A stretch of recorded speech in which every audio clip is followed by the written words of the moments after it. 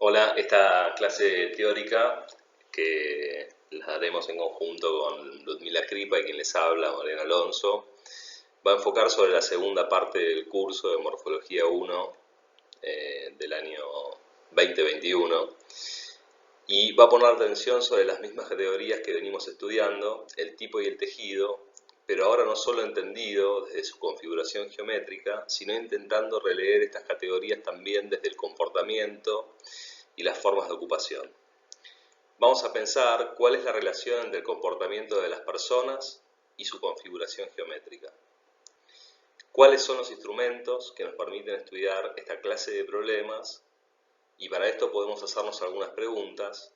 ¿Es posible pensar el tipo arquitectónico incorporando ahora los tipos de comportamiento que habilita esa arquitectura? Al estudiar los tejidos urbanos, ¿podemos dar cuenta de cómo está constituido el tejido social? Vamos a introducir para esto primero algunos trabajos de Saul Steinberg, quien fue un caricaturista e ilustrador estadounidense de origen rumano y es conocido por sus trabajos para The New Yorker. En 1949 publica este libro, El arte de vivir, donde reúne dibujos que ilustran y registran las formas de habitar de la primera mitad del siglo XX. En una de las ilustraciones que presenta el libro, Steinberg dibuja un típico edificio de vivienda colectiva de las primeras décadas del siglo XX en una ciudad americana, quitándole parcialmente su fachada y pudiendo ver en simultáneo lo que ocurre en cada una de las 23 habitaciones que se nos presentan. El dibujo describe algunas de las cualidades del edificio, su relación con el espacio público, el acceso a través de una escalera que define una planta noble elevada de la calle. Podemos ver que los interiores de esta planta se diferencian por su mayor altura. Por debajo hay una planta de servicios vinculada a la calle y por encima se apilan pisos de habitaciones que van reduciendo su dimensión a medida que se alejan del suelo. En la azotea también podemos ver algunos elementos que nos permiten entender el contexto urbano del edificio. Cableados y chimeneas que podrían conectarse con las redes de infraestructura de la ciudad. Pero el dibujo de Steinberg se concentra en anotar con mucho cuidado no solo la medida y características de cada una de esas estancias, sino especialmente a sus habitantes. Define sus objetos, define sus muebles y también sus elementos de decoración. Está en esa descripción puesta en juego una lectura sobre el tipo de comunidad que supone este edificio. Inspirado en la ilustración de Steinberg que vimos antes, en 1978, Georges Perec, un filósofo y escritor francés, escribe el libro La vida, instrucciones de uso. ¿Cómo sería un libro en el que uno pudiera ver absolutamente todo lo que ocurre en la vida de un edificio, con todos sus habitantes al mismo tiempo? No accidentalmente, el libro inicia con el capítulo que hace referencia a la escalera, como espacio común y articulador de la vida de esas personas. Y este texto dice lo siguiente, en la escalera. Sí, podría empezar así, aquí, de un modo un poco pesado y lento, en ese lugar neutro que es de todos y de nadie, donde se cruza la gente casi sin verse, donde resuena lejana y regular la vida de la casa, de lo que acontece detrás de las pesadas puertas de los pisos. Casi nunca se percibe más que esos ecos filtrados, esos fragmentos, esos esbozos, esos inicios, esos incidentes o accidentes que ocurren en las llamadas partes comunes. Esos murmullos apagados que ahoga el felpudo de lana roja descolorido, esos embriones de vida comunitaria que se detienen siempre en los rellanos.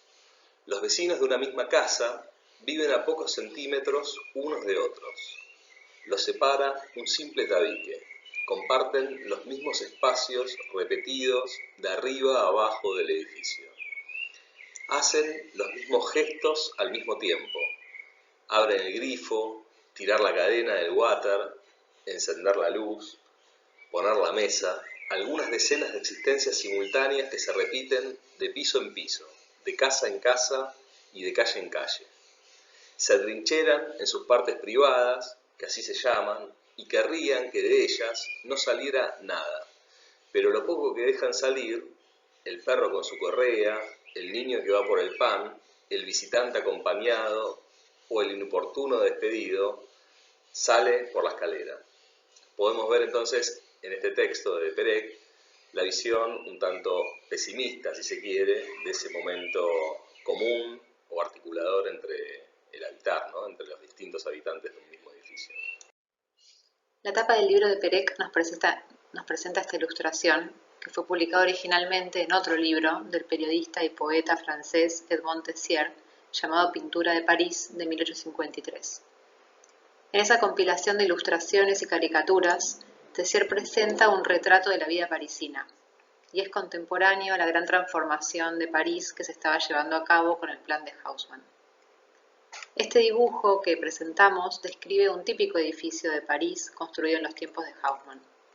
La sección del edificio muestra las condiciones de los inquilinos en las distintas plantas. Podemos ver en la planta baja a la familia del portero, en el segundo piso a la pareja de ricos burgueses, en el tercero la familia burguesa media, por encima unos pequeños burgueses y por último los pobres artistas y los viejos ubicados en el ático. Conviven en la misma edificación un entramado social heterogéneo. Estos modos de vida se desarrollan en forma conjunta y vertical, pero implican también una estratificación social, una organización jerárquica que está evidenciada no solo en la posición, sino también en el tamaño de los locales y las formas de ocupación, algunas más opulentas y recargadas, otras más austeras y despojadas. Podríamos también observar la vestimenta y los comportamientos de los distintos usuarios. Podemos detenernos en todos estos aspectos pintorescos del dibujo, pero sin embargo se presenta una aguda crítica al sistema social de ese momento. Y seguimos leyendo el texto de Perec, que dice: porque todo lo que pasa, pasa por la escalera, todo lo que llega, llega por la escalera, las cartas, las participaciones de boda o de funciones, los muebles que traen o se llevan los mozos de las mudanzas, el médico avisado urgentemente y el viajero que regresa de un largo viaje. Por eso es la escalera un lugar anónimo, frío, casi hostil. En las casas antiguas había aún peldaños de piedra, barandillas de hierro forjado, esculturas, grandes hachones, a veces una banqueta entre piso y piso para que descansara la gente mayor. En las casas modernas hay ascensores con las paredes llenas de grafiti que quieren ser obscenos y escaleras llamadas de socorro, de cemento desnudo, sucias y sonoras. En esta casa, en la que hay un ascensor viejo, casi siempre averiado, la escalera es un lugar vetusto, de una limpieza sospechosa que se degrada de piso en piso, siguiendo las convenciones de la respetabilidad burguesa. 2 espesores de alfombra hasta el tercero, uno luego y ninguno en las 2 plantas que están por debajo del tejado. Podemos rápidamente asociar esta descripción que hace Perec del edificio que describe en su libro a cualquiera de los dibujos que veíamos antes, con esta estratificación y esta jerarquización desde lo que está más cerca de la calle a lo que está más cerca de los techos. Podemos pensar en esos mismos temas con este otro dibujo, este díptico de un artista islandés llamado Arnan Argeirsson, que muestra un edificio de apartamentos cortado y visto desde 2 puntos de vista diferentes. Estas axonométricas están llenas de cuerpos en acción. El propio edificio se utiliza como un dispositivo narrativo que permite leer al mismo tiempo muchas historias en simultáneo. Historias que suceden repetidamente en cada uno de los niveles, separadas por algunos centímetros de distancia.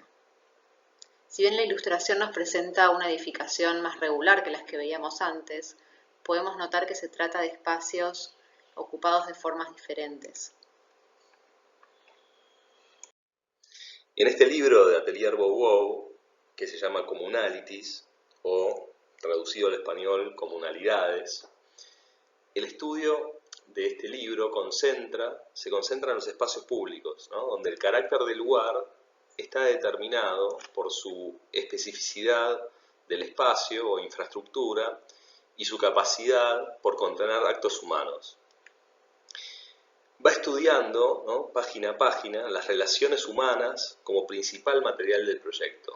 Lo interesante del libro es que en los documentos gráficos se anota de forma equivalente tanto los elementos arquitectónicos como los cuerpos que lo ocupan, las personas y sus actos en definitiva, ¿no? Importa tanto la configuración de la baranda como tipo arquitectónico como su capacidad de alojar ciertos comportamientos.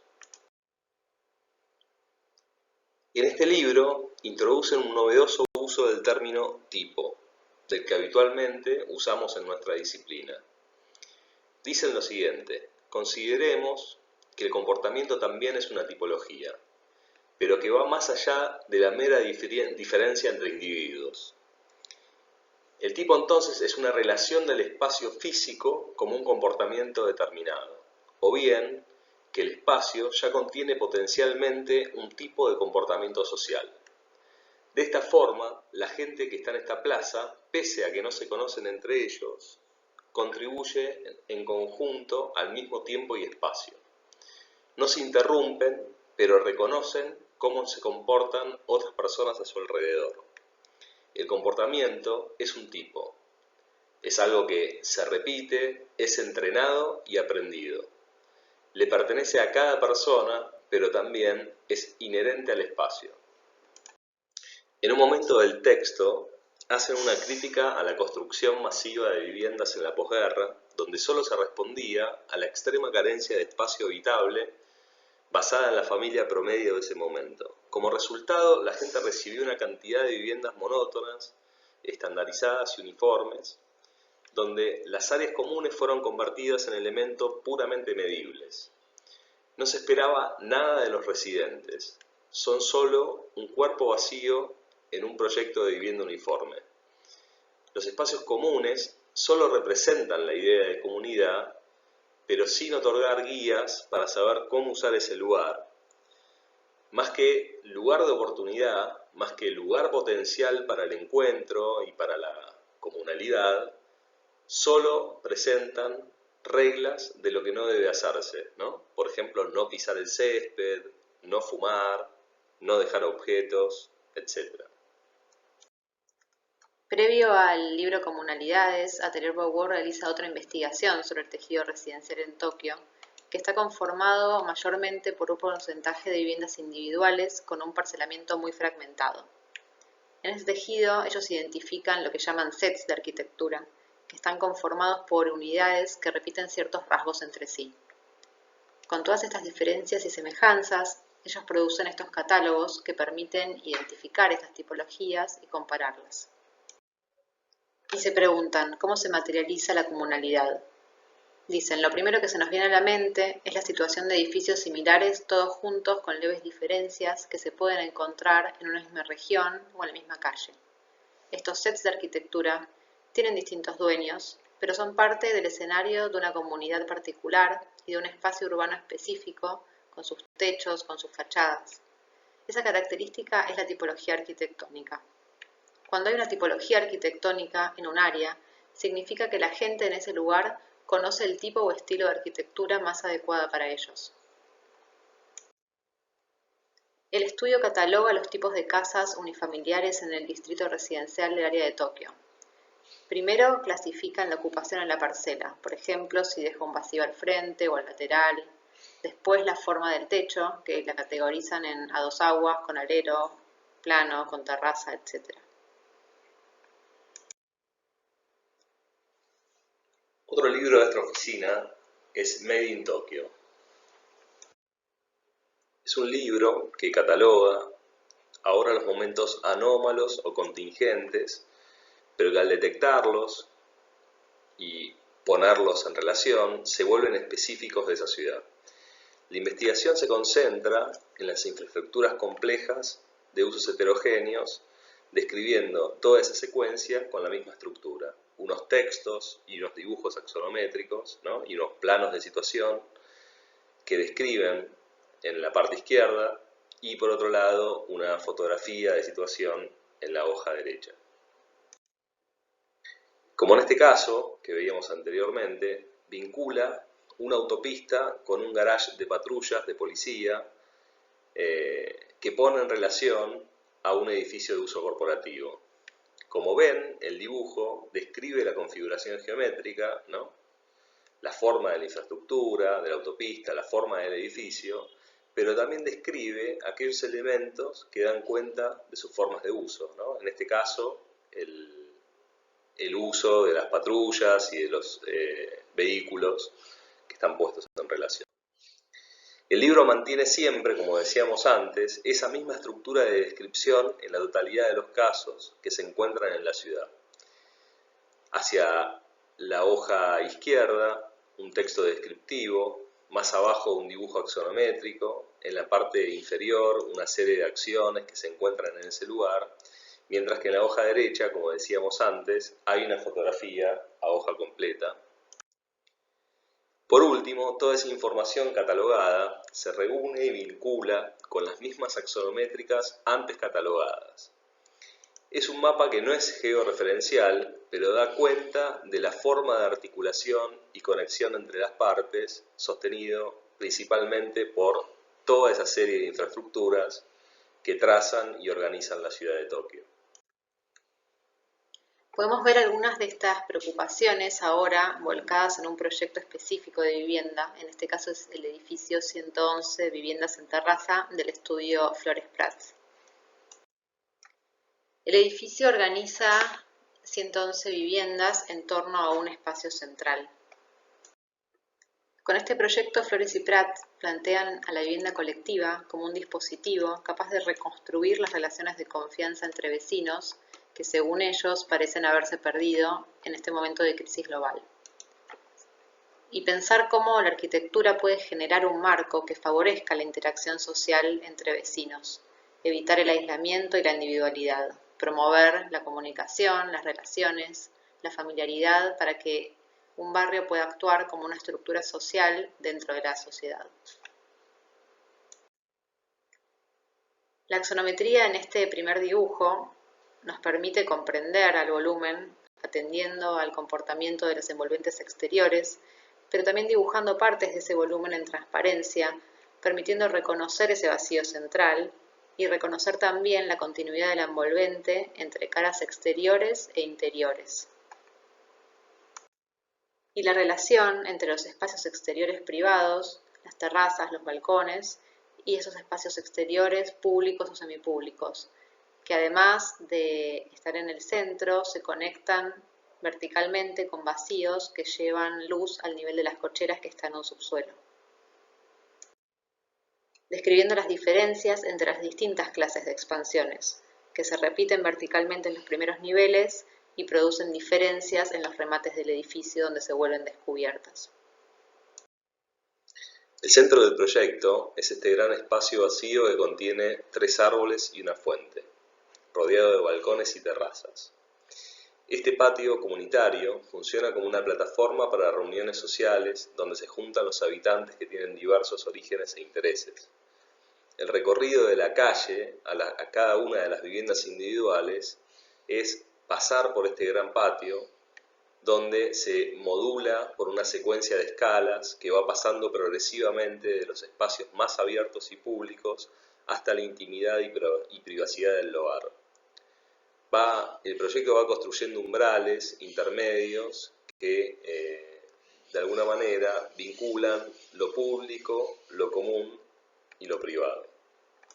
Como podemos ver haciendo un acercamiento, el grado de detalle y de cualidad que adquieren no solamente la superficie de ese patio, de ese condensador social, sino también las envolventes, ¿no? Los paramentos verticales que de alguna manera configuran ese espacio común.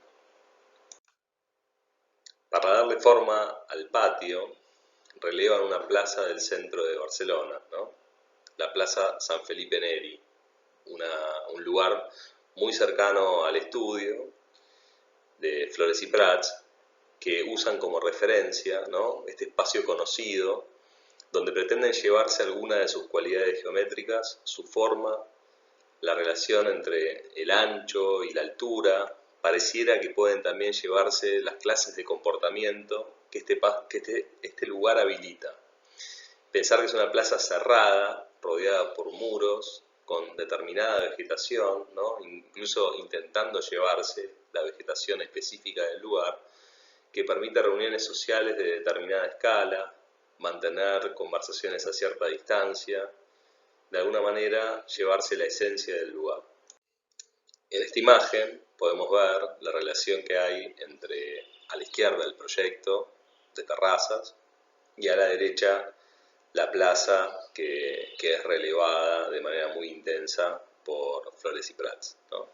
Donde de alguna manera registran esa superposición de patios, ¿no?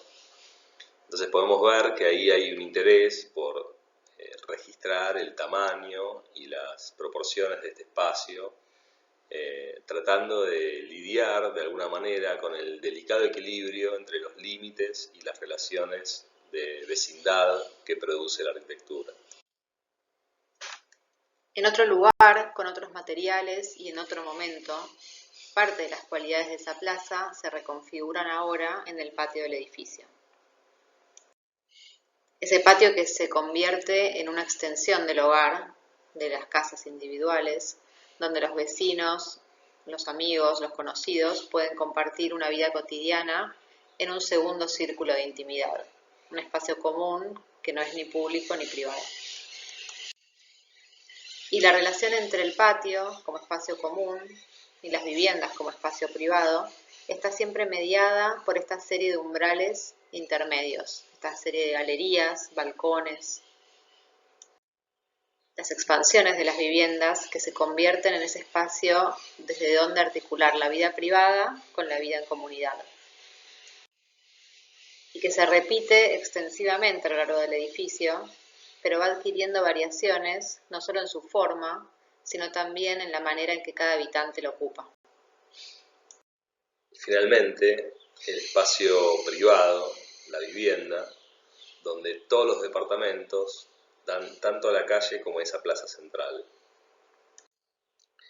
Podemos ver ahora que las áreas sociales dan esa plaza, a ese lugar común, insistiendo en esta idea de intercambio de vistas y saludos que pueden producirse entre vecinos, mientras que el dormitorio, el espacio o los dormitorios, los espacios más privados, dan a la calle, ya que es un lugar más tranquilo para dormir. En el centro, los núcleos que articulan estos dos usos y contienen las infraestructuras que dan soporte a las distintas actividades dentro de la vivienda.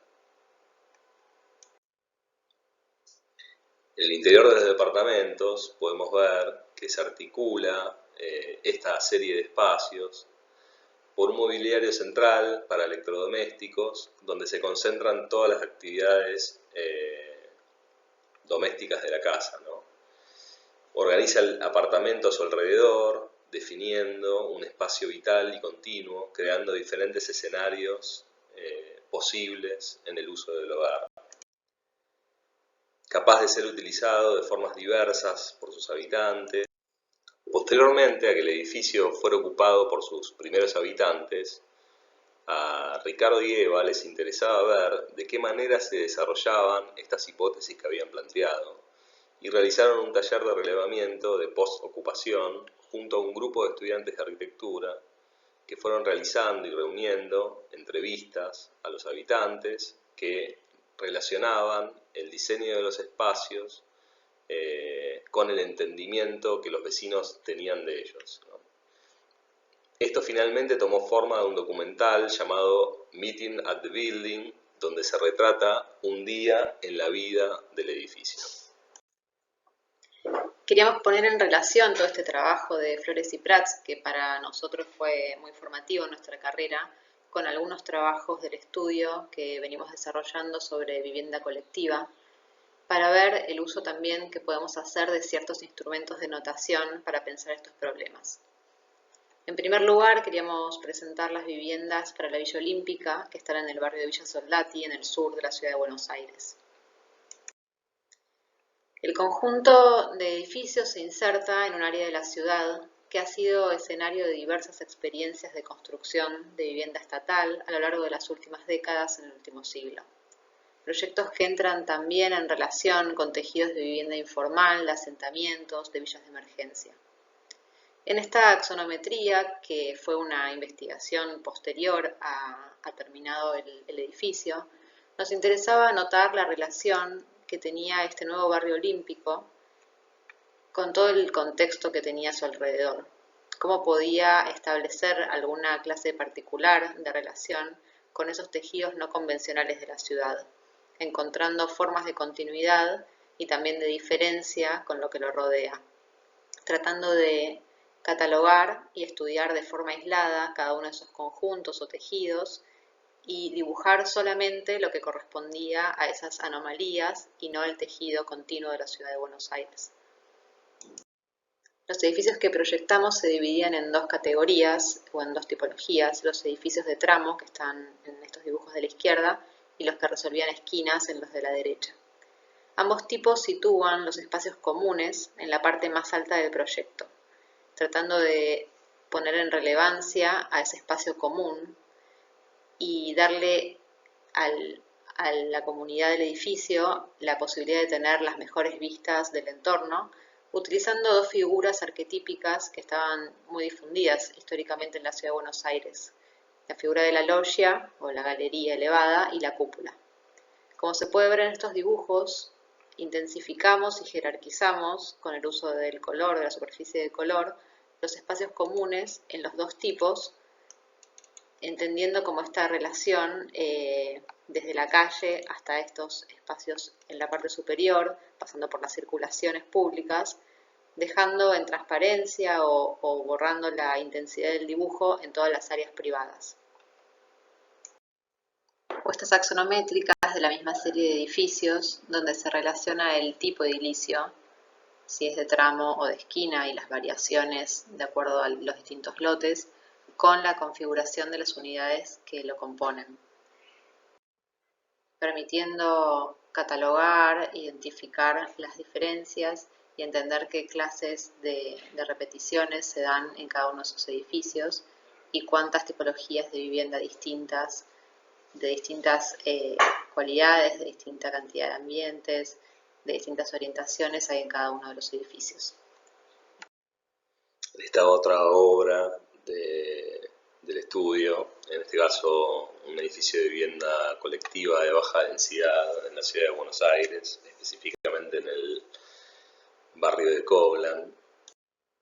Ensayamos la relación del edificio con su tejido. El edificio es este que vemos acá, entendiendo la escala del sector, la determinación de la trama, el tamaño de las parcelas y su forma, la continuidad y discontinuidad de los tejidos y los tipos predominantes constructivos de su contexto inmediato. Cuando nos acercamos al edificio, y ahora podemos entender otros problemas, en este caso la relación del edificio, ¿no?, con el espacio público, ¿no?, el espacio de la calle con su transición gradual a los espacios comunes, cómo se vinculan y articulan estos espacios, donde el espacio privado de la vivienda encuentra formas de vinculación con estos lugares comunes a través de las terrazas y de los patios. Podemos ver entonces cómo estas cualidades ya no de geometría, sino material, que presenta el lugar, que tiene que ver con toda esta tradición del dúplex y del chalet, encuentra como su forma típica las construcciones de ladrillo común.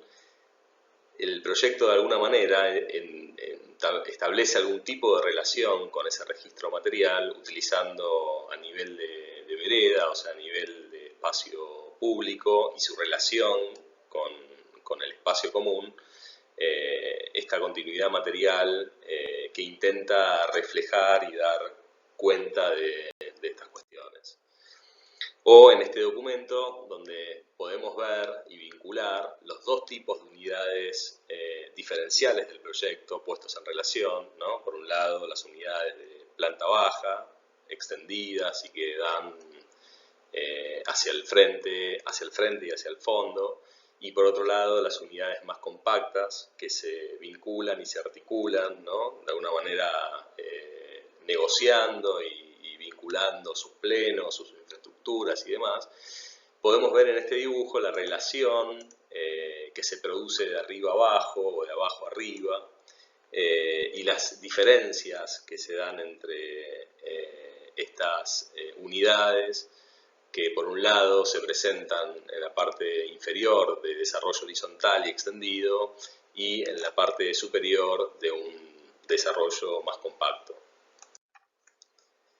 O construyendo estos dibujos que atienden a su infraestructura al mismo tiempo que a sus formas de ocupación, como sus posibles y estratégicas formas de ocupación, especulando anticipadamente cómo podía ser la vida en la vivienda. O bien, en las unidades más compactas, podemos también ver sus posibilidades de ser ocupadas. En este dibujo, ya que presenta otros problemas, podemos ver la secuencia constructiva, ¿no? O el ensamble de partes que empiezan a vincular ahora estructuras masivas de hormigón con estructuras metálicas de soporte que empiezan a constituirse en capas y articulan filos interiores constituidos en algún tipo de material y filos exteriores que empiezan a ser determinados por otro tipo de condición material. Acá en esta imagen podemos ver toda esa secuencia en donde veíamos en el dibujo toda esa articulación de capas, de estructuras de hormigón, carpinterías, soportes metálicos, límites interiores y exteriores, como de alguna manera todos esos materiales entran en juego, y ese dibujo de alguna manera funciona como una guía en la cual se describe cómo pueden ser montados sus elementos y se definen sus partes. Volviendo al libro La vida e instrucciones de uso, en su prólogo encontramos esta cita que dice: el objeto considerado, ya se trate de un acto de percepción, un aprendizaje, un sistema fisiológico, o en el caso que nos ocupa un puzzle de madera, no es una suma de elementos que haya que aislar y analizar primero, sino un conjunto, es decir, una forma, una estructura. El elemento no preexiste al conjunto, no es ni más inmediato ni más antiguo, no son los elementos lo que determinan el conjunto, sino el conjunto el que determina los elementos. El conocimiento del todo y de sus leyes, del conjunto y de su estructura, no se puede deducir del conocimiento separado de las partes que los componen. Esto significa que podemos estar mirando una pieza de un puzzle 3 días seguidos y creer que lo sabemos todo sobre su configuración y su color, sin haber progresado en lo más mínimo. Solo cuenta la posibilidad de relacionar esta pieza con otras, y en este sentido hay algo común entre el arte del puzzle y el arte del Go. Solo las piezas que se hayan juntado cobrarán un carácter legible, cobrarán un sentido. Considerada aisladamente, una pieza de un puzzle no quiere decir nada, no es tan solo pregunta imposible, reto opaco, pero no bien logramos, tras varios minutos de pruebas y errores, o en medio segundo prodigiosamente inspirado, conectarlo con una de sus vecinas, desaparece, deja de existir como pieza. La intensa dificultad que precedió aquel acercamiento y que la palabra puzzle, enigma, expresa tan bien en inglés, no solo tiene ya razón de ser, sino que parece no haberla tenido nunca. Hasta tal punto se ha hecho evidencia, las dos piezas milagrosamente reunidas ya solo son una, a su vez fuente de error, de duda, de desazón y de espera. Podemos ahora, habiendo estudiado aisladamente y en escalas diferentes, reunir las piezas del caso de estudio en un entendimiento más general de su forma. Y volviendo un poco al tema que nos ocupa, la consigna del TP2, que se llama envolvente tejido, articulación y mediaciones, intenta poner ahora justamente en relación como toda la investigación que vienen desarrollando para producir ahora una lectura o una hipótesis de unidad o de conjunto, ¿no? Entonces, la consigna dice lo siguiente: el trabajo se realiza en equipo entre dos estudiantes con atenciones temáticas y formas de notación comunes. Cada estudiante realizará una lámina con responsabilidad individual. A partir del caso asignado, se realiza una axonometría de la obra, desarrollando una investigación gráfica que describa mediante la notación los problemas de organización, sintetizando las observaciones realizadas en el TP1 y enfocando especialmente en la relación entre forma y modos de habitar, ¿no? Siguiendo con esta lógica del estudiante A mirando con el microscopio, ¿no? Atendiendo un poco a esas observaciones que van desde la unidad hacia el conjunto, y por otro lado el estudiante B con la mirada puesta en el macroscopio, en la relación del conjunto hacia la unidad, ¿no? Tratando de alguna manera buscar algún tipo de concertación entre esas miradas de escalas opuestas. Como dice la consigna, para realizar estos trabajos vamos a utilizar una nueva herramienta de representación, en este caso la axonométrica, que nos habilita determinadas posibilidades. Y para entender un poco ese enfoque sobre la axonométrica que tenemos, nos interesaba leerles unos extractos de este texto de Stan Allen, Proyección axonométrica, nuevas geometrías y viejos orígenes, que define algunas de esas características particulares de la axonometría en comparación con otros dibujos tridimensionales, particularmente con la perspectiva. Y dice: la proyección paralela aparece cada vez que surgen cuestiones de mensurabilidad, predicción y verificación. Por lo tanto, no es sorprendente que las primeras descripciones sistemáticas de la proyección axonométrica ocurren en un contexto militar, donde era originalmente utilizada para graficar las trayectorias tridimensionales de los proyectiles de artillería. En los siglos XVIII y XIX se enseñaba dibujo axonométrico en las escuelas de ingeniería y su desarrollo estuvo estrechamente relacionado con la mecanización y la industrialización. La axonometría, entonces, combinaba la inmediatez de la visión en perspectiva con la mensurabilidad y transmisibilidad de las proyecciones ortogonales. La proyección axonométrica, originándose en un mundo abstracto e instrumental de las disciplinas técnicas, no pretende mapear la visión. Se ocupa, en cambio, de la construcción y consistencia de la medición. En ese sentido, nos interesa utilizar esta herramienta de la axonométrica y sus múltiples posibilidades de entender al objeto fuera de su contexto y poder producir alteraciones en el mismo, en la forma de percibirlo, para dar cuenta de determinadas características. Utilizar parte de esta carta de posibilidades que veíamos, de trabajar a distintas escalas, utilizando transparencias, despieces, visiones desde distintos puntos de vista, etc. Podemos ver ahora una serie de algunos ejemplos de dibujos axonométricos que nos interesaba poner en relación para presentar el trabajo.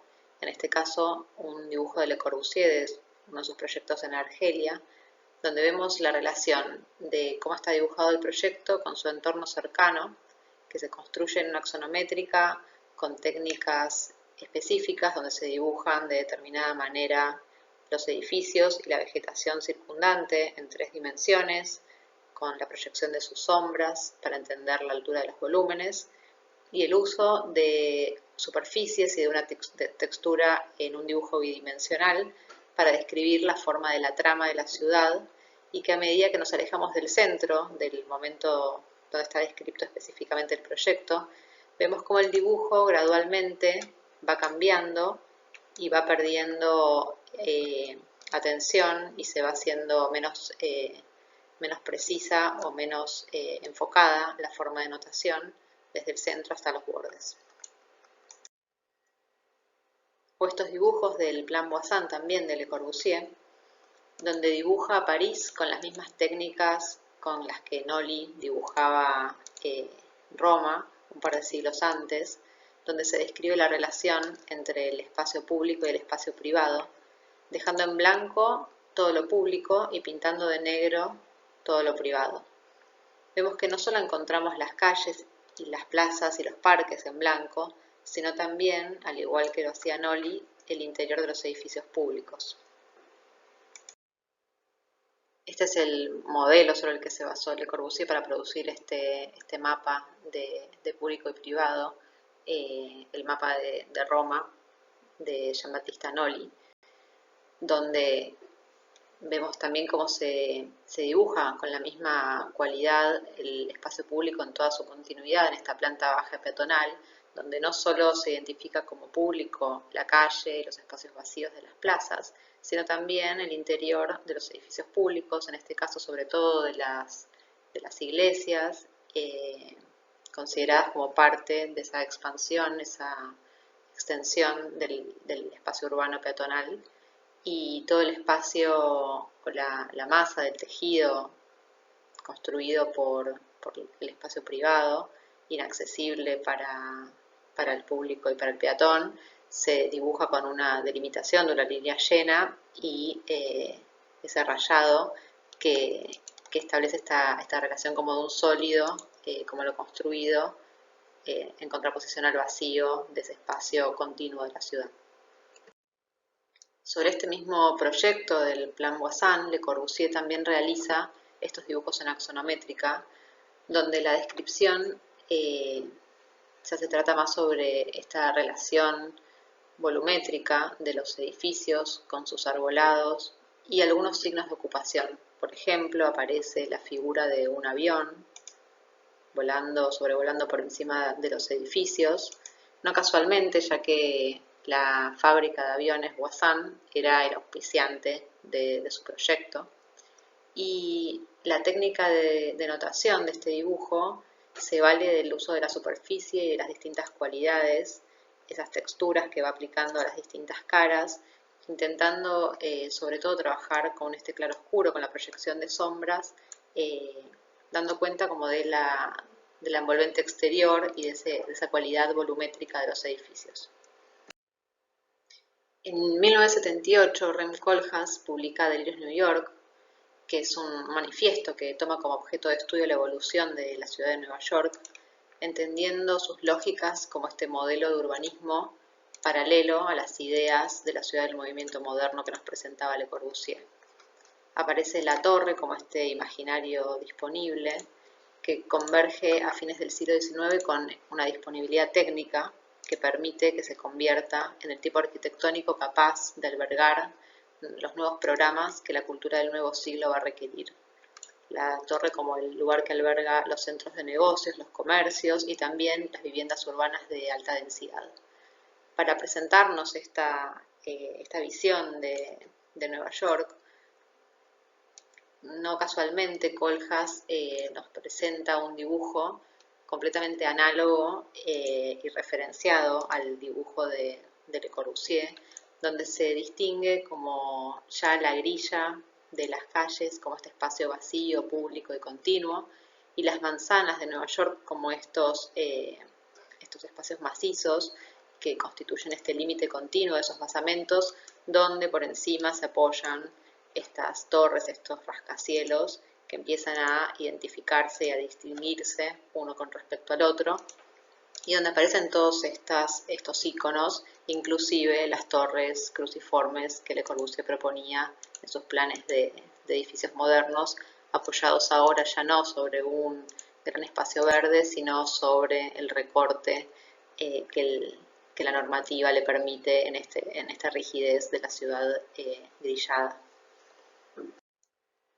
Pocos años después, para un proyecto de un concurso, en este caso un concurso de viviendas en la Friedrichstraße, en Berlín, Koolhaas va a hacer una serie de dibujos que nos interesaba presentarles. Este primero, un dibujo de implantación que define el contexto o el entorno inmediato del edificio. Lo que nos interesaba de este dibujo en particular es la forma en la cual selecciona cuáles son los elementos que decide dibujar y anotar.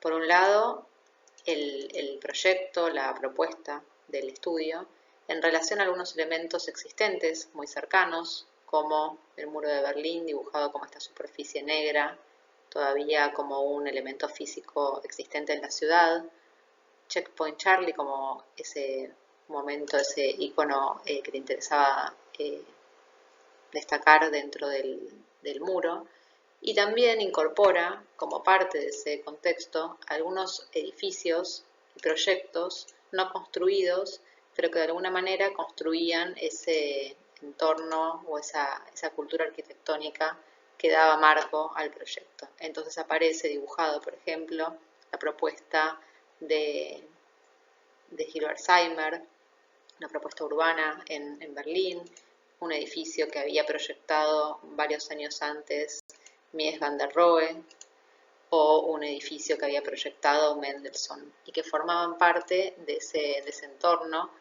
que Colfax decide incorporar como parte de sus elementos proyectuales. Sobre ese edificio también produce otros dibujos, ya con un acercamiento mucho mayor, intentando definir cualidades específicas del proyecto. Y aparecen estos dibujos donde va progresivamente dibujando, como en las 3 manzanas donde se desarrolla el proyecto, un alcance diferente del edificio. Entonces en el primer tramo dibuja solamente la planta baja y la creación de los solados, algunas estructuras, y a medida que se va yendo hacia atrás va incorporando más elementos de la envolvente hasta construir finalmente el edificio completo. Entonces produce una especie de despiece como entre el interior y las envolventes, pero no de un solo edificio, sino como utilizando esa secuencia que le permite la repetición de la misma tipología en tres manzanas o en 3 bloques. Y produce algunas variaciones de ese mismo dibujo, utilizando ahora algunos otros recursos, como el de la superficie, para poder cualificar al dibujo ya con algunas cualidades materiales de las envolventes, los reflejos y las transparencias de los vidrios, y algunas especificidades del proyecto. Siguiendo con dibujos de Rem Koolhaas, en este caso en compañía también de Elias Engelis y de Zaha Hadid, en este concurso de 1978, podemos ahora ver también distintas versiones, ¿no?, y apropiaciones personales de cómo entender, en este caso, un mismo proyecto, un mismo edificio.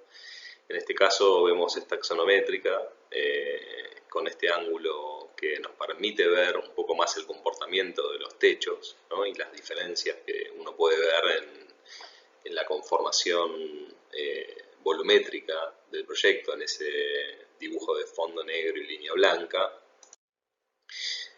donde también podemos encontrar esta relación de lleno y vacío, ¿no?, entendiendo de alguna manera cómo la extensión del Parlamento, que era el proyecto que se estaba concursando, de algún modo vacía, le da como cierta continuidad al espacio vacío de la ciudad, entrelaza y articula todas esos vínculos entre lo común y lo público, ahora en esta técnica que articula por algún lado dibujo de trama, tejido y loteo en este registro blanco y negro, con estas otras partes más específicas del proyecto en juego que se construyen en axonométrica, ¿no? Entonces podemos ver este documento híbrido hecho con esas 2 formas de notación, con el contexto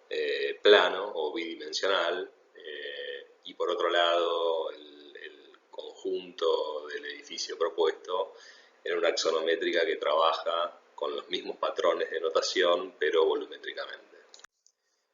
Podemos ver en esta versión de Madelon Briesendorf una caracterización de la axonométrica, ya no en una técnica de blanco y negro, sino dándole relevancia a la superficie, tratando de vincularse con los elementos existentes por coloración, o bien contrastarse con los elementos existentes por el cambio de textura, color, etc. Pero podemos ver ahora otro registro en donde lo existente se vuelve como un plano más bien gris u ocre, y el proyecto adquiere como algún tipo de relevancia o de cierta jerarquía con respecto a su contexto. En el caso del mismo proyecto, pero en este caso de Zoe Zengelis, la versión de Zoe Zengelis, lo que parece poner en relevancia es la relación de algunos espacios de circulación, de conexión vertical y de desplazamientos horizontales en el proyecto, también con una técnica que pone en juego la superficie, ¿no? La línea desaparece y adquiere mucha presencia por momentos, algunas superficies miméticas, con, no sé, algún tipo de piedra que constituye alguno de los límites y que van caracterizando cada uno de esos espacios. O en esta versión de Zaha Hadid, donde podemos ver también la caracterización a través de la superficie de los materiales o de las cualidades de los límites, con algunas técnicas geométricas de la axonométrica, ¿no? Utilizando como algunos desplazamientos de algunas partes del proyecto o despieces que dan cuenta de la versión apropiada de Zaha Hadid del proyecto en cuestión. Y para terminar, queríamos traer esta colección de dibujos de Kohlhaas sobre el concurso del City Hall de La Haya, en donde vemos, en este caso, la construcción de la envolvente, ¿no? Intentando construir una relación del proyecto en cuestión con su contexto cercano, diferenciándolo al proyecto con su contexto, de alguna manera por su densidad, ¿no? Por adquirir mayor densidad en su textura, en sus superficies, también porque podemos entender que se encuentra en el centro de la imagen, pero podemos entender claramente la voluntad de en este caso, entender la continuidad volumétrica del contexto y el conjunto edilicio, a diferencia de esta otra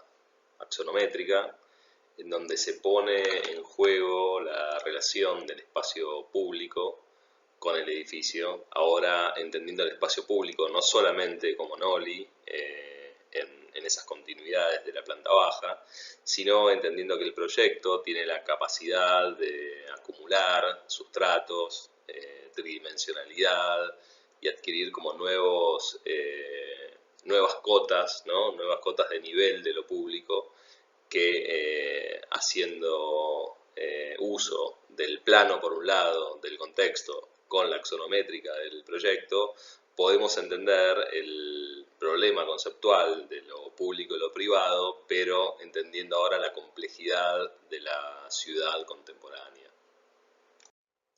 Podemos ver ahora, para finalizar esta clase, cómo poner en relación estos dos dibujos del mismo autor, del mismo proyecto, pero enfocando problemas bien diferenciados.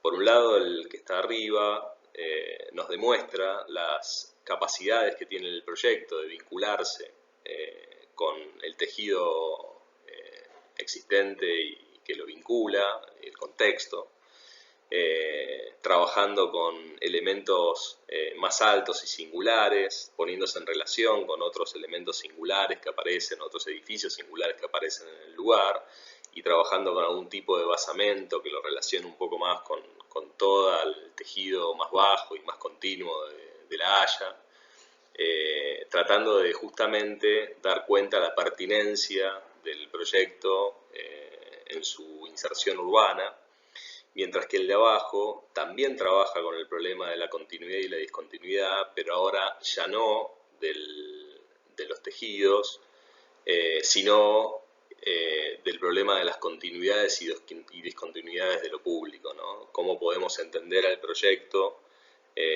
como parte de la calle, cómo podemos entender al proyecto ya no como un problema bidimensional de lo público, sino un problema más complejo, más tridimensional, y que también nos permite, o le permite en este caso a Kohlhaas, poder especular acerca de la pertinencia de las continuidades y discontinuidades de lo público en relación a lo privado.